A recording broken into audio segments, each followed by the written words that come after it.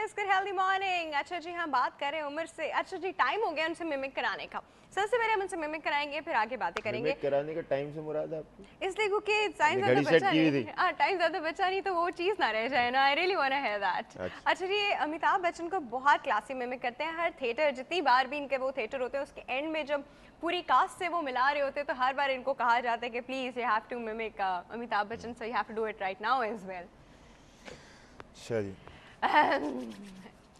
मैं आपका शुक्रिया अदा कर दूं इस शो में आने का। अमिताभ नहीं की नहीं आवाज नहीं नहीं, पहले अच्छा वैसे करना है आपने। नहीं, अमिताभ की आवाज में। क्या चले, हाँ? ठीक है, अभी अभी करेंगे क्या? अभी तो बचा है, शो बचा है अभी भाई। तो क्या सुनाऊं फिर उसके? कुछ भी, कोई भी उनके डायलॉग्स इनकी तरह से। डॉन वाला। डॉन वाला। याद देखिए। अच्छा चलिए, मैं आपको करोड़पति का उनका उनका स्टार्ट होता है। देखना किस कैमरे में? ये वाला, सामने वाला। Okay, now we have the Pakistani version of big B. देवियों सजनों, मैं अमिताभ बच्चन आपको यहाँ पर बैठ कर के आदाब कहता हूँ। आप देख रहे हैं केवल कौन बनेगा करोड़पति के सेट पे। इस पर मेरे साथ बैठे हैं केवल 10 कंटेस्टेंट्स, जिनसे हम खेलेंगे फास्टर फिंगर फर्स्ट।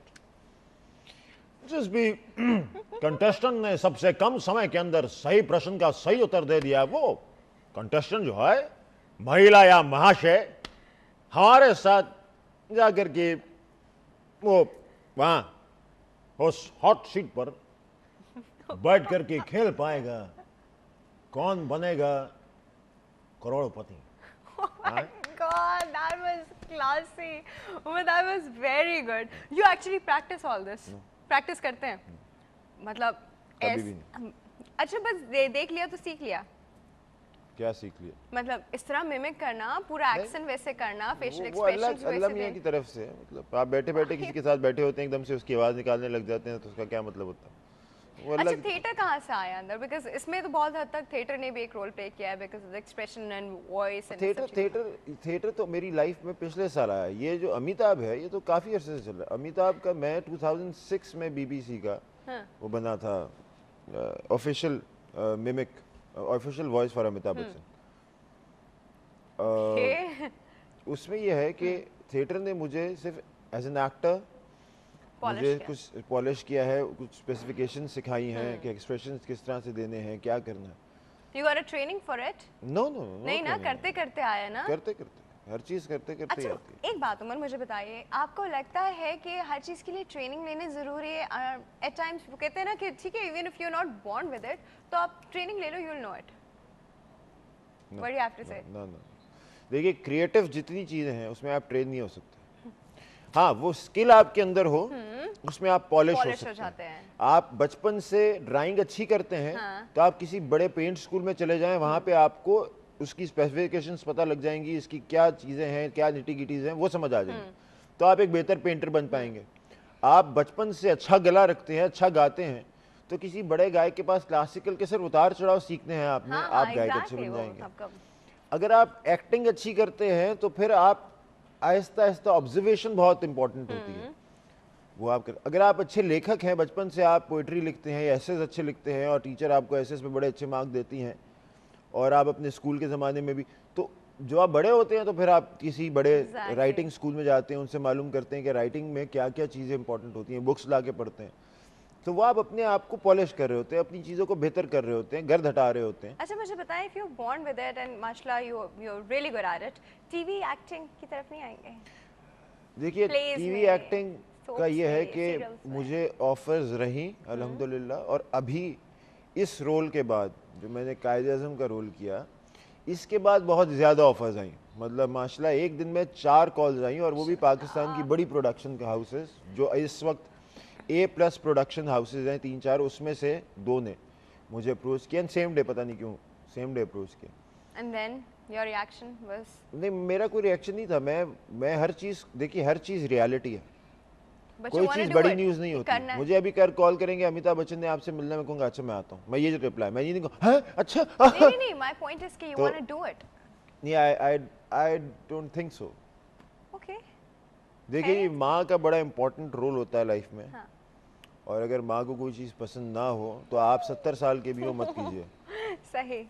ये जो मैंने किया है ये मैंने इसलिए किया था क्योंकि ये कायदे आज़म थे और मैं कायद को जानना चाहता था। कायद के कुछ डायलॉग्स आपको भी याद है जो आपने वहाँ डिलीवर किए थे शो के बीच में? अच्छा देखिए, कायद के डायलॉग्स नहीं है वो, कायद मतलब की उनकी बातें जो हैं। स्पीच थी जो आपने वहाँ पे एंड में डिलीवर की थी, यू रिमेंबर हाँ दैट? नहीं, क्यों नहीं रिमेम्बर जी मेरी। अच्छा हम उस स्पीच पे अपना शो एंड करें, अच्छा। If it's okay with you? आप वो अभी डिलीवर कर सकेंगे? आप मुझे कायद के अंदाज में चाह रही हैं? बिल्कुल वैसे अंदाज से जा रही हूँ जैसे आपने वहाँ किया था। चाहूँगा कि आपको मैं थोड़ा सा उसका, देखिए वो आसान नहीं होता। मुझे पता है, बिल्कुल भी नहीं। जब आप एक पाकिस्तानी हो और आप उस शख्स को पोर्ट्रे कर रहे हो जो आपका फाउंडर रह चुका है, जिस शख्स ने टीबी की हालत में आपको मुल्क देने का जो टारगेट था वो अचीव किया, ना अपनी हेल्थ ना अपनी वेल्थ किसी चीज़ का ख्याल नहीं किया, आप ही उसके दिमाग में थे, आप ही का मुल्क उसके दिमाग में था और वो लगे रहे। सही। जब ऐसे शख्स को आप पोर्ट्रे करते हैं तो पहली बात तो आप एक्टिंग नहीं करते। ये मेरी लाइफ का सबसे बड़ा एक कह लीजिए कि अल्लाह ताला का करम था कि मैंने कायद किया। और वो रीज़न ये था, मेरे नाना मरहूम अल्लाह उन्हें बहुत ऊंचे दर्जे जन्नत में दे, वो पाकिस्तान के एक ऐसे शख्स थे जो कायद आज़म के पहले एडीसी थे। सही। तो वो मैं बचपन से सुनता आया हूँ कायद क्या है क्या नहीं, और मेरे पास एक ऐसी तस्वीर कायद की जो पूरे पाकिस्तान में किसी के पास अच्छा नहीं है। आपने ये सब फील करके वो कैरेक्टर में अपने आप को जी मैं मोल्ड देखिए किया। वो एंड के जो स्पीच है उसमें मैं हर बार रोता था। 28 परफॉर्मेंसेस 28 की 28 में रोता था। सही। तो लोग पूछते थे क्या ग्लिसरीन लगाते, क्या करते, मजाक में But you used to feel it. अच्छा यहाँ पे वो ना नहीं हमारे आप कर प्रोग्राम का वक्त उम्र खत्म हो बिल्कुल गया। खत्म हो रहा है, तो मैं चाहूंगी कि अभी मैं इनको टाटा बाय बाय करती बाय हूँ बाय प्लीज कर। वो एंड में। अच्छा भैया यहाँ पे हमें बिल्कुल इजाजत दीजिए, वक्त बिल्कुल बिल्कुल बिल्कुल खत्म हो गया और मैं बिल्कुल आपका एक सेकंड और नहीं लूंगी। अपना ख्याल रखिएगा, हेल्थ टीवी देखते रहिएगा, कल हम फिर हाजिर होंगे। Umar over to you. अच्छा जी, कायद-ए-आज़म मोहम्मद अली जिन्ना ने ये बात बड़े प्यार से और बड़े एतबार से और बड़े उन्होंने बड़ी कन्विक्शन के साथ की थी। इस बात को सोचिए, समझिए और इसका ख्याल रखिए। We are one nation and we will become one true history of the world. अल्लाह हाफिज़।